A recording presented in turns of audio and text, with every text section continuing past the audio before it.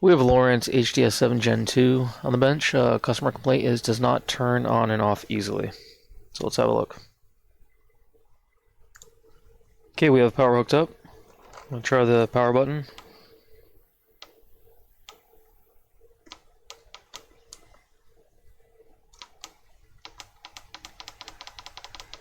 Okay, so no power.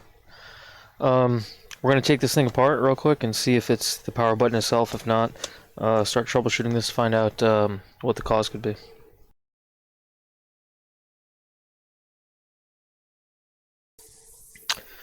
I've seen this before. I could tell this was going to give me trouble before I even started trying to take the case off because these two nuts on the blue connectors were glued in place. Like I said, I've seen this before with a couple other units.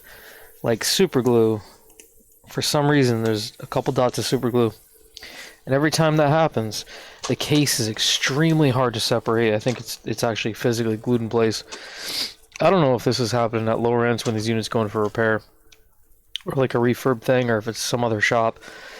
But I've had at least 2 other units with that same issue. It's extremely hard to get this thing separated. We got it, but it takes some work.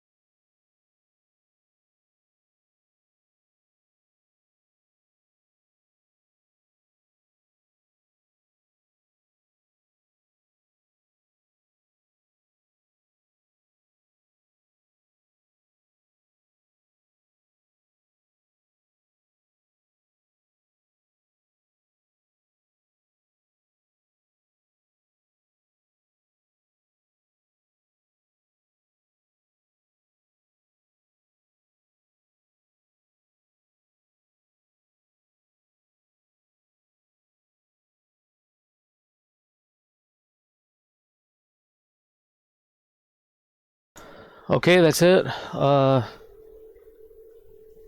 Nice easy fix. What happened was, um, under this contact, there was just, I guess, a little bit of film or something. We cleaned that with some isopropyl alcohol. First of all, we carefully peeled this back. We fixed the contact and used the existing adhesive on there, warmed it back up, rolled it back over, and kind of pushed that plate back in place, the top part of the switch there, and it's working beautiful now. It's working perfect. We're gonna throw the keypad back in the case, put the board back on, and give it a quick test.